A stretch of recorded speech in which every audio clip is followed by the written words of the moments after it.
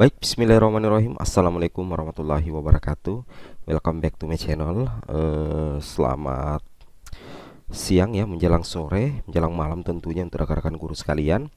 Jadi pada video kali ini kembali lagi admin akan mencoba mengupdate sedikit ya, setidaknya 3 informasi penting ya terkait penempatan menjadi ASN bagi P1, P2 dan P3. Ini menjelang 2023 dan tentunya kami punya dasar valid ya untuk membahas konten ini, tentunya info-info valid ya dari Kemendikbudristek.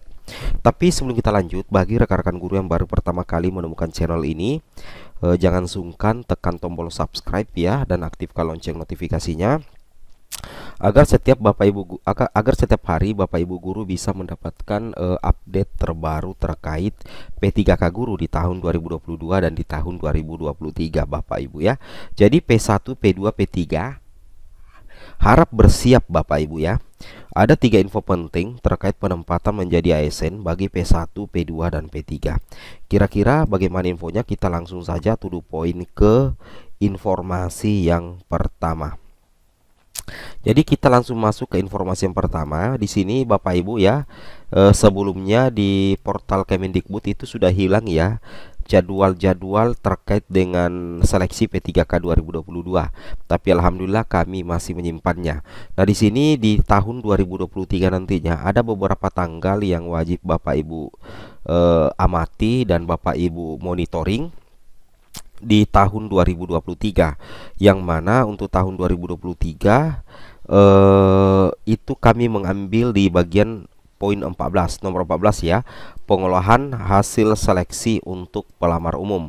Kalau di jadwal resmi yang pernah dirilis oleh BKN, itu pengolahan hasil seleksi untuk pelamar umum itu akan dimulai di tanggal 21 Januari ya sampai dengan 1 Februari tahun 2023. Berarti di kisaran bulan Januari sampai bulan Februari itu akan ada pengolahan hasil seleksi Bapak Ibu ya untuk pelamar umum.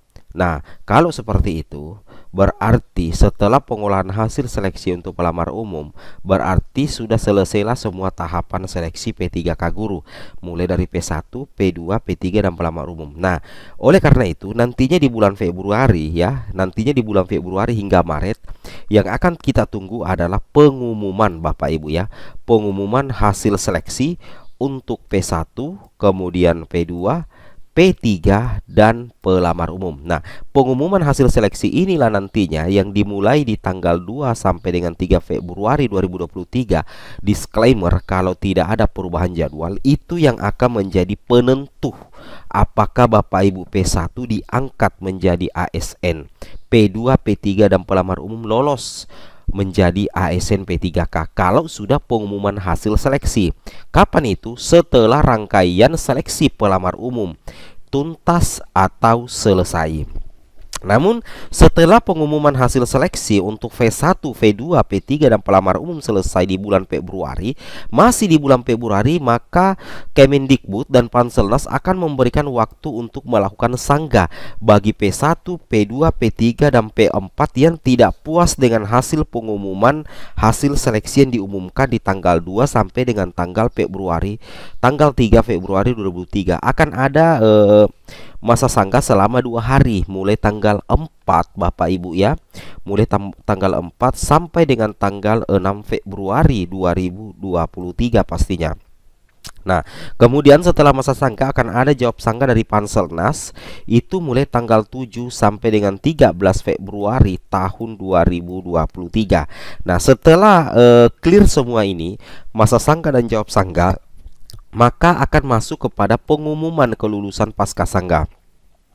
Itu masih di bulan Februari tanggal 20 sampai dengan 21 Februari 2023 itu akan ada pengumuman kelulusan pasca sanggah Bapak Ibu ya. Inilah pengumuman final. Apapun hasilnya, P1, P2, P3, P4 harus menerima. Nah, jadi pengumuman final sebenarnya untuk kelulusan mengisi formasi menjadi ASN bagi P1 tanpa formasi, P1, P2, P3, P4 di tahun 2022 itu loncat ke Februari 2023. Jadi pengumuman finalnya nanti itu diperkirakan tanggal 20 sampai dengan 21 Februari 2023. Nah, setelah itu barulah pengisian DRH dan usul penetapan NIP P3K. Setelah itu Bapak Ibu akan menjadi ASN. Nah, inilah urutan Bapak Ibu ya melalui rangkaian seleksi tahun 2022, P1, P2, P3, P4 hingga usul penetapan NIP P3K berdasarkan jadwal dari Panselnas dan BKN. Tetapi disclaimer konten, Bapak Ibu, tanggal-tanggal yang tertera di sini meskipun resmi dari BKN itu masih memungkinkan untuk mengalami perubahan disesuaikan dengan kondisi dan keadaan yang ada. Seperti itu Bapak Ibu ya. Itu yang harus Bapak Ibu pahami. Ini informasi pertama. Informasi kedua, bahwasanya untuk pelamar P2, P3 itu nantinya tidak akan ada istilah kunci mengunci formasi. Karena kenapa Bapak Ibu?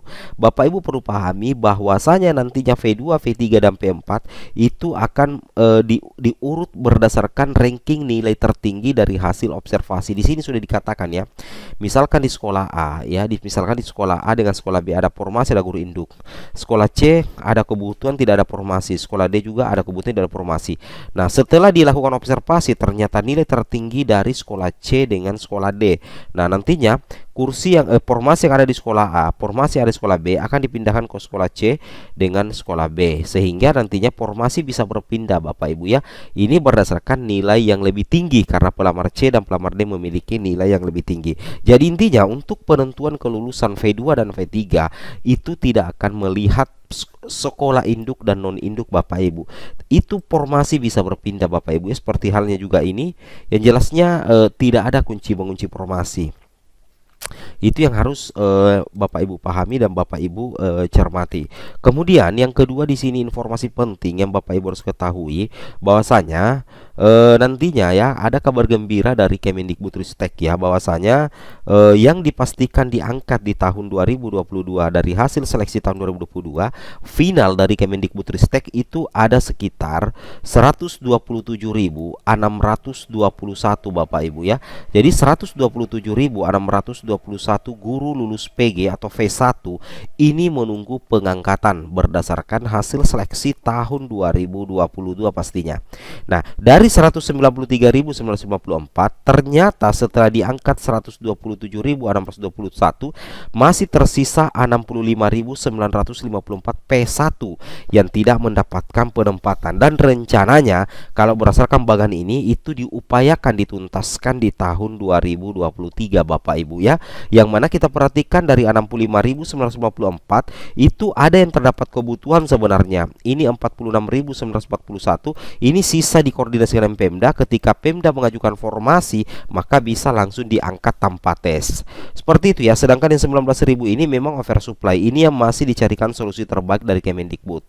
Nah, di sini dikatakan pertama, jika dalam bulan Februari hingga Maret 2023 formasi tidak diterima 100% dari pemerintah daerah, maka pemerintah pusat bisa melengkapi jumlah formasi P3K. Pemerintah pusat akan mengajukan dan menetapkan formasinya. Ini sudah direstui oleh Presiden RI Bapak Jokowi. Jadi ini tentunya menjadi jaminan bahwasanya formasi bisa maksimal diseleksi P3K guru tahun 2023. Karena kenapa? Kalau misalkan Pemda mengajukan formasi sedikit, nanti pusat akan memiliki wewenang untuk mengajukan dan menetapkan formasinya. Jadi nantinya pusat akan menyesuaikan dengan kebutuhan guru secara nasional, dan tentunya ini sangat menguntungkan 65.954 P1 yang belum diangkat di tahun 2022 pastinya Bapak Ibu ya.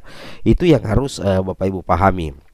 Nah, sebagaimana kita ketahui di sini bahwasanya di tahun 2022 untuk prioritas 1 itu sudah diamankan 127.621. Ini pasti lulus ya, pasti diangkat menjadi ASN. Sedangkan prioritas 2 dan 3 itu jatahnya 124.749.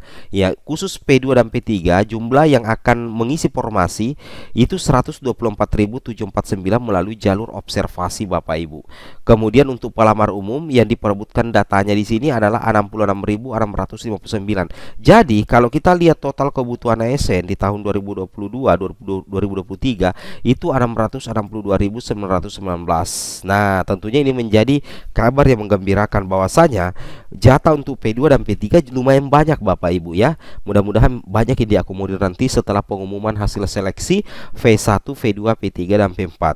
Nah, di sini juga yang kedua dari terobosan dari Kemendikbudristek adalah kedua, Undang-Undang APBN dan Peraturan Menteri Keuangan akan mengatur secara spesifik bahwa anggaran gaji dan tunjangan itu melekat untuk P3K, tidak akan bisa digunakan untuk hal lain, bahkan tidak bisa digunakan untuk hal pendidikan lainnya. Jadi untuk dana P3K Bapak Ibu ya, itu sudah diatur secara spesifik bahwa anggaran ini untuk P3K, anggaran ini untuk gaji guru P3K. Jadi tidak bisa diganggu gugat, tidak bisa digunakan untuk membiayai hal-hal lain termasuk pendidikan. Nah, seperti itu ya. Ketiga, dana spesifik untuk pengangkatan P3K tersebut hanya akan ditransfer ke Pemda pada saat pengangkatan sudah terjadi. Nah, ini tiga kebijakan yang akan diterapkan Mas Menteri Nadiem ya di tahun 2023 dan sudah mendapatkan restu dari Bapak Presiden. Semoga bermanfaat ya informasi kami ini. Kami akhiri dengan ucapan wabillahi taufik wal hidayah. Wassalamualaikum warahmatullahi wabarakatuh.